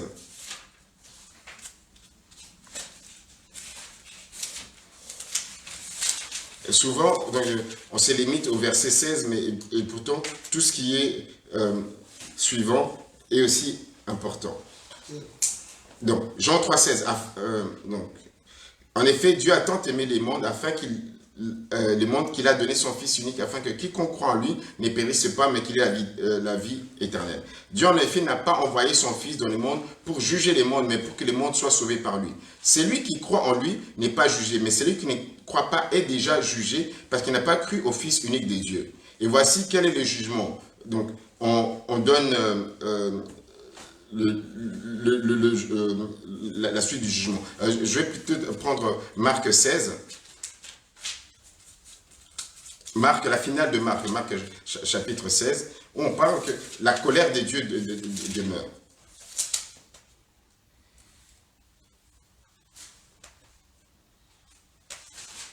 Ok.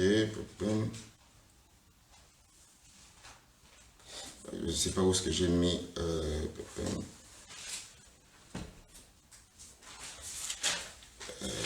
Okay. Excusez-moi, donc je me suis embrouillé avec mes versets. Mais je pense que c'est dans Jean 3,16 où on parle que... Verset de quoi? Que celui qui ne croit pas, la colère de Dieu subsiste. C'est à cause des choses que la colère de Dieu vient. Ah oui, voilà. Voilà, donc c'est la finale plutôt de Jean 3. Okay. Oui, donc Jean 3, donc nous avons lu, mais est-ce qu'on peut prendre le verset 34? En effet, c'est lui que Dieu a envoyé dit les paroles de Dieu, parce que Dieu lui donne l'Esprit sans mesure. Le Père aime les Fils et a tout remis entre ses mains. Celui qui croit au Fils a la vie éternelle. Celui qui ne croit pas au Fils ne verra pas la vie, mais la colère de Dieu reste au contraire sur lui. Alléluia. C'est pour ça que, vous voyez, l'apôtre Paul, ayant compris cela, il disait que nous étions des fils de la colère, des fils de la rébellion. Donc c'est comme si la colère avait engendré des fils. Donc il a en vue que si il avait continué dans cette voie, dans sa manière de vivre, donc la colère de Dieu allait s'abattre sur lui.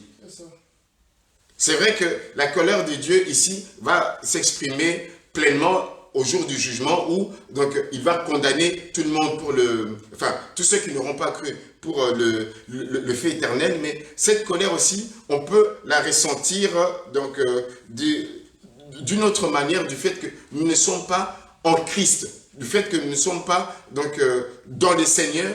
Alors, pour éviter que nous puissions être dans cette grande colère du Seigneur, c'est pour cela que Dieu a permis que nous soyons sauvés, que nous soyons des hommes et des femmes nés de nouveau dans la parole de Dieu en Christ. Et il veut que nous puissions faire de même, qu'on puisse faire en sorte que les nations, c'est-à-dire les familles de la terre, les tribus, nos familles, puissent aussi donc, être épargnées de cette colère. Mais le verset 6 dit, « Il exerce la justice parmi les nations, tout est rempli de cadavres. Il écrase des chefs sur tous les territoires. » Donc comme je vous le disais, les chefs, c'est plutôt qu'on appelle la tête, le principe.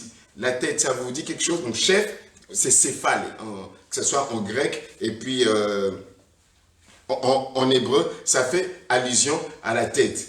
Il écrase la tête, il écrase la tête. C'est-à-dire, le fils de la femme écrasera la tête du serpent. Alléluia. Donc, ce sont des leçons qui se dégagent de notre psaume et que vraiment, que le Seigneur nous aide à approfondir individuellement et même dans les partages que nous pouvons faire avec nos frères et sœurs et même des gens qui ne connaissent pas le Seigneur pour qu'ils puissent vraiment voir l'urgence que le Seigneur est dans un combat, il est déjà dans la victoire et il nous donne de marcher à lui dans ce combat, dans cette victoire. Et ce qu'il est demandé de toi et de moi, lorsque nous méditons ce verset, c'est vraiment de pouvoir réaliser que nous avons une identité, que nous sommes l'armée du Seigneur. Nous ne sommes pas n'importe quelle armée, nous sommes vraiment une armée des sacrificateurs. Une armée des sacrificateurs, mais des sacrificateurs non comme des sacrificateurs lévitiques, araoniques, mais des sacrificateurs qui suivent le souverain sacrificateur à la manière de Melchisédek, donc qui suivent Jésus. Et je pense qu'il y a 10 ans, si peut-être le pasteur Amé se rappelle, je disais que si donc nous sommes tous des sacrificateurs, comme le dit dans Apocalypse 1, ainsi que 1 Pierre, si nous sommes tous un royaume des sacrificateurs, que tout un chacun, donc vous êtes sacrificateur ou prêtre ou prêtresse ou bien sacrificateur avec eux à la fin, alors à qui devons-nous donner la dîme? Puisque si on doit suivre le principe qu'on donnait la dîme au sacrificateur, au sacrificateur, et puis le souverain sacrificateur recevait la dîme de tous les sacrificateurs. Si nous sommes tous sacrificateurs, donc on ne doit pas donner la dîme à un autre sacrificateur qui est de même égalité que nous. Nous devons donner la dîme à un souverain sacrificateur.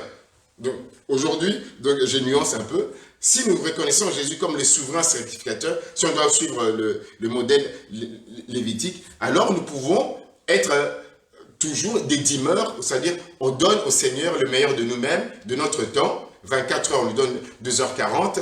Donc Abraham a donné la dîme de tout ce qu'il avait. Si nous avons de l'argent, donnons aussi le 10% de ce que nous avons, ou même plus, comme la Bible nous le demande. Et c'est ce que le Seigneur attend de nous. Et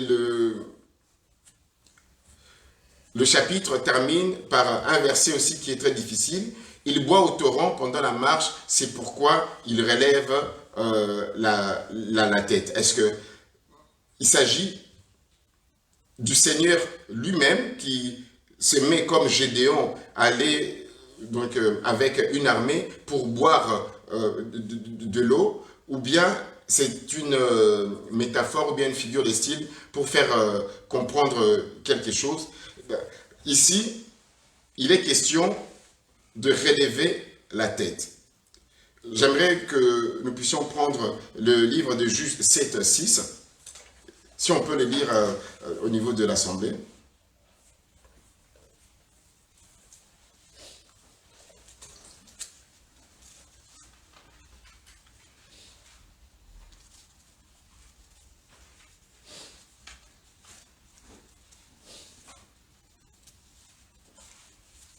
Juge 7, 6, si le pasteur Aimé peut lire pour nous. Oui, Juge 7, 6. Et puis nous... Juge 6, 7. Non, juste 7, 6. 7, 6, nous lisons. Il dit ceci. Ceux qui lapèrent l'eau en la portant à la bouche avec leurs mains furent au nombre de 300 hommes. Et tout le reste du peuple se mit à genoux pour boire. Ok. Donc ici, donc, je fais allusion à ce que Gédéon faisait avant d'aller combattre les ennemis, les Madianites. Donc, il est question de laper l'eau donc avec la langue et puis de prendre l'eau dans les creux de la main et puis relever la tête. Bon, de ce que je comprends par le fait, c'est pourquoi il relève la tête avec ce que j'ai pu lire comme commentaire. Donc, non seulement il s'agit d'un combat qui est ardent, mais aussi il s'agit donc d'un état, je dirais, d'une attitude à avoir. Donc, c'est-à-dire avoir la tête haute. C'est une attitude à avoir parce que nous sommes des combattantes et des combattants, donc avec le Seigneur à la tête de l'armée. Donc, le Seigneur nous appelle à avoir une attitude d'avoir la tête haute, d'avoir pas le dos courbé ou bien de se sentir, comment dire, défaitiste. Donc, dire que non, ça ne va pas marcher dans ce que nous faisons, ou bien même dans ma vie spirituelle, je n'évolue pas, je ne fais que tomber, c'est plus fort que moi, je pense que j'ai un lien par rapport à tel péché. J'ai parlé avec un frère, lui, il me disait clairement donc, sur WhatsApp que moi, en tout cas, je prie Dieu, je sers Dieu, mais moi, mon problème, en tout cas, c'était la sexualité. Il me disait que non, le sexe, c'est la vie. Enfin, il m'expliquait donc une théorie que j'avais jamais entendu parler. Je dis, bon. Et puis, aujourd'hui, dans ma méditation, j'ai compris simplement que lorsque on est dans tout ce qui est péché sexuel, on s'éloigne de Dieu. Ou bien, lorsqu'on s'éloigne de Dieu, c'est-à-dire de la vie de prière, de la lecture, de la méditation, de l'écoute, de suivre un discours pour lancer la parole de Dieu, on tombe généralement dans le péché, dans la sensualité, dans les péchés sexuels. Donc, j'aimerais vraiment tirer votre attention que l'éloignement de Dieu, donc, on n'allait jamais dire que moi, je ne vais jamais oublier Dieu, moi, je ne vais jamais me détacher de Dieu, mais s'éloigner de la vie de prière, de la parole de Dieu, parce que Dieu, on ne le voit pas. Donc, la parole de Dieu que vous lisez vous-même, que vous écoutez par les discours parlés comme je l'ai fait, par la méditation, ça va réveiller la sensualité en vous. Or, la sensualité et la sexualité vont souvent ensemble. Et c'est comme ça que je vais trouver les mots justes pour répondre au bien-aimé qui me faisait part de cette théorie. Bien entendu, vous avez compris, c'est un frère de Kinshasa. Donc, chers frères et sœurs, ayant la tête haute, donc ayant vraiment une attitude, donc un état d'esprit des vainqueurs, des gens, comme dit souvent l'ancien Dika, nous marchons déjà dans la victoire. Et cette victoire-là, c'est que nous devons juste la réaliser, enfin la matérialiser plutôt en gagnant les âmes. Le combat, c'est un combat de conquérir les âmes. Les rois, les ennemis ici que nous avons, ce sont les autorités dans le monde céleste, les puissances des ténèbres, les démons et même des suppôts humains de Satan. Mais que nous ne les connaissons pas. Peut-être que nous le découvrirons le jour dernier quand Dieu montrera le film de la vie de tout être humain. Ah, mais ce type-là, mais c'était un agent du diable, il avait fait un pacte avec le diable. Donc, nous ne les savons pas. Il y a des choses que nous ne pouvons pas savoir maintenant. J'ai encore lu quand Pierre et Jean sont allés à Samarie, eux ils ne pouvaient pas savoir que Simon le magicien donc, avait toujours gardé son état d'esprit de magicien, d'être cupide, de chercher à monnayer les pouvoirs et la puissance de Dieu avec de l'argent. Et même Jean le dit à la fin de son épître, il y a des gens qui étaient avec nous, mais qui sont sortis du milieu de nous, parce qu'ils n'étaient pas des nôtres. Au moment où on a même plein d'Esprit Saint, plein d'onction, ils ne pouvaient pas le savoir.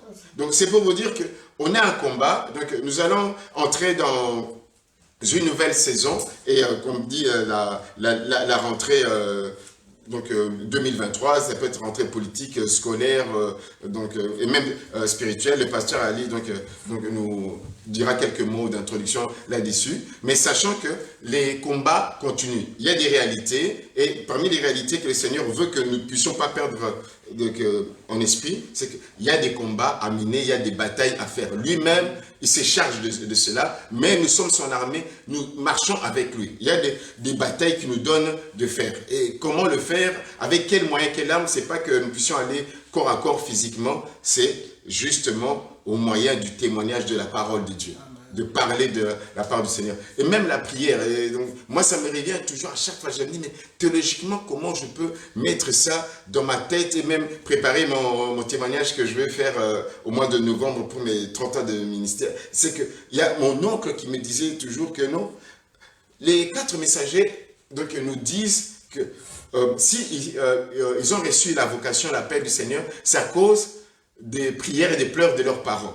Et lui, mon oncle, me disait que, vous savez, il y a aussi des conversions, il y a des, des conversions, des nouvelles naissances qui sont produites par le fait qu'il y avait des hommes et des femmes qui ont prié pour les membres de leur famille ou bien de leurs amis, et cela s'est fait. Et moi, j'ai même vécu cela. Donc, dans mes premiers pas dans le Seigneur, lorsque j'étais à la paroisse, on nous disait, mettez la liste de tous vos amis, que ce soit de classe, parce que j'étais en 6e secondaire, on devait passer le diplôme d'État. Donc, les membres de vos familles, donc, mettez ça chaque jour, priez pour cela. Vous pouvez même mettre ça sur vos genoux. Et parmi eux, un de mes collègues de classe s'était converti, même dans nos réunions de fin de semaine à l'école. Donc, il assistait tout le temps à tel point qu'il est devenu pasteur. Si un jour il m'écoute, c'est le pasteur Serge Bianda. Il le sait. Et même quand je me rappelle de pasteur Papich, des paroles de salut, à chaque fois qu'il vient, il me dit, Eric, tu te souviens toujours des prières qu'on faisait chez toi, moi, les Fifi et les autres, les Ndé, on priait. Voilà ce que nous sommes venus à cause de ta formation. Donc, vous voyez, donc, le combat que nous avons à faire, c'est aussi le témoignage de la parole, mais la prière aussi, c'est aussi la parole qu'on adresse à Dieu pour le salut des âmes, pour les conversions, pour les nouvelles naissances. Amen, amen. Voilà, nous sommes arrivés à la fin, donc nous avons commencé à 18h07, il est 19h37, nous allons prier. Si nous pouvons nous incliner dans la prière, inclinons-nous dans la prière et remercions Dieu pour toute la parole. Dieu de gloire, que tu nous parles encore, tu nous as parlé ce jour. Seigneur, merci pour ça. Seigneur, merci parce que tu es notre Dieu. Merci Seigneur parce que tu nous as donné ta parole. Tu es un Dieu. Merci Seigneur parce que tu nous as donné de tirer des leçons. Tu es notre Dieu. Tu es notre maître. Parce que nous savons qu'avec toi Seigneur, avec ton esprit Seigneur, notre Dieu, nous serons tes témoins Seigneur. Avec ton esprit Seigneur, notre Dieu, nous irons loin Seigneur. Tu as dit Seigneur que tu nous enverrais Seigneur. Nous voici Seigneur. Père, nous sommes là ton armée Seigneur. Seigneur, tu nous donnes Seigneur d'être et de vivre, Seigneur, avec, Seigneur, notre Dieu, une fraîcheur renouvelée, Seigneur, comme une rosée, Seigneur, matinale, Seigneur. Oh oui, Seigneur, je voudrais que mon frère, ma soeur, Seigneur, connectés en ligne et connectés ici présents, puissent repartir, Seigneur, avec une fraîcheur renouvelée, Seigneur, comme la rosée du matin, Seigneur, avec l'assurance que nous ne sommes pas n'importe qui, Seigneur. Nous sommes ceux-là que tu as donné, Seigneur, des habits sacerdotaux, des ornements sacrés, Seigneur. Nous sommes précieux à tes yeux et tu fais de nous des hommes et des femmes précieux, Seigneur. Et tu es là, tu combats, Seigneur, et tu nous donnes aussi de te suivre dans ce combat, d'avoir la tête haute, Seigneur, d'avoir la tête haute, Seigneur Jésus. Utilise-nous, Seigneur, utilise-nous. Je me livre totalement, Seigneur. Oh Père, ma soeur se livre totalement. Mon frère se livre totalement. Les papas, les mamans, les codines, Seigneur, tes serviteurs. Je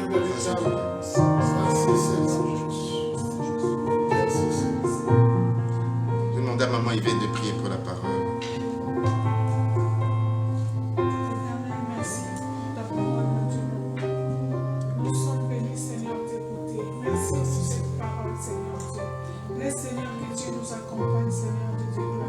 Aide-nous, Seigneur, à rester, Seigneur, à être toujours la tête haute, mon Dieu, mon roi. Aide-nous à demeurer, Seigneur, des tout-puissants auprès de toi. Aide-nous, Seigneur, à marcher, Seigneur, comme dit ta parole, Yahweh, mon Dieu. Laisse, Seigneur, que ta parole puisse continuer à éclairer notre chemin. Laisse, Seigneur, que ta parole puisse continuer à éclairer, Seigneur, nos vies, Yahweh, Zambé. Que cela puisse, Seigneur, nous diriger, car sans ta parole, nous ne pouvons rien. Seigneur, que nous puissions, Seigneur, des tout-puissants, que ta parole, Seigneur, puisse éclairer nos vies, Yahweh Zambé. Que ta parole nous corrige de toutes nos fautes, de toutes les fautes, Seigneur, que nous commettons tous les jours. Laisse, Seigneur, que cette parole, Seigneur, puisse demeurer, afin que nous puissions encore croître, Seigneur, de tout puissant dans ton œuvre. Que tout soit pour ta gloire au nom de Jésus-Christ. Amen, amen, amen. Voilà, nous sommes arrivés à la fin. Pour les annonces, nous allons nous retrouver dimanche pour notre culte d'adoration et des louanges. Donc, demain, c'est le premier, mais il n'y a pas à veiller ce vendredi. C'est le vendredi en 8. Donc, le vendredi 8 septembre. Je ne sais pas si le pasteur a d'autres annonces. Oui. Donc, s'il n'y a pas d'annonce, le pasteur va faire la prière de clôture. Et nous nous levons pour clôturer pour ceux et ceux qui sont ici. Vous aussi, vous êtes à la maison. Nous allons nous accorder la prière de notre pasteur. Seigneur notre Dieu, quelle grâce, quel privilège. Seigneur, d'être devant toi et d'écouter ta parole. Il est écrit, Seigneur, vous connaîtrez la vérité et la vérité vous rendra libre. Merci parce que nous sommes libres du péché, libres de l'influence de l'ennemi, libres de la mondanité, libres en toi, Seigneur. Garde nos cœurs attachés à toi, garde l'Église, préserve-nous du mal, Seigneur. Nous voulons te confier tout le reste de cette semaine, que tu nous gardes et lorsque nous allons nous retrouver dimanche, nous allons encore te célébrer. Merci pour ton Saint-Esprit qui est avec nous. Et bénis ton serviteur qui nous a parlé de ta part. Remplis encore son dépôt d'une autre parole de sagesse et de connaissance. Garde-nous sur le chemin de retour. Maintenant que nous voulons quitter ce Dieu, laisse que la grâce de notre Seigneur Jésus-Christ, que l'amour de Dieu notre Père et que la communion du Saint-Esprit nous accompagne. Au nom de Jésus, nous avons ainsi prié. Amen. Amen. Que Dieu vous bénisse. Bonne soirée à tous.